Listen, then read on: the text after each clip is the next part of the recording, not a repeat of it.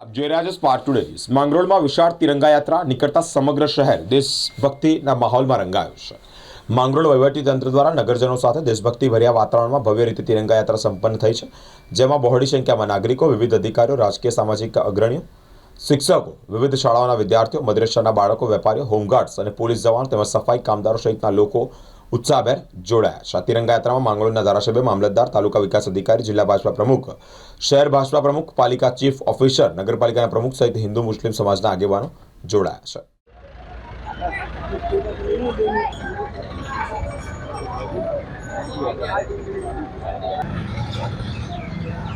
है।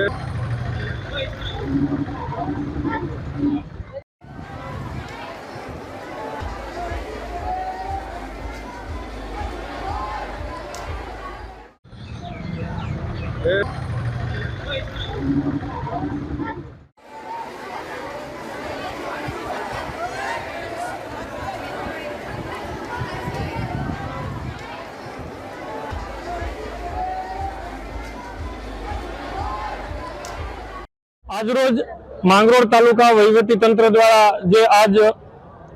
જે યાત્રા કાઢવામાં આવી એ ત્રિરંગા યાત્રામાં આ વિસ્તારના આદરણીય ધારાસભ્ય શ્રી, જિલ્લાના અધ્યક્ષ શ્રી, અમારા આદરણીય શ્રી મામલતદાર સાહેબ, ચીફ ઓફિસર સાહેબ, નિલેશભાઈ સુમૈયા, નગરપાલિકાના પ્રમુખ શ્રી, તમામ આગેવાનો, અહીંના સ્કૂલના બાળકો, મદ્રેસાના જે મિત્રો અને આપ સર્વે નગરજનો અહીંયા જોડાયા। આ યાત્રા આજે અહીંયા ગૌશાળાથી ચાલુ થઈ છે, જે સુમૈયાભાઈ ચલાવે છે ત્યાંથી, અને એ લીમડા ચોકમાં થઈ અને અહીંયા ફરી ગૌશાળા યાત્રા પૂરી થઈ છે।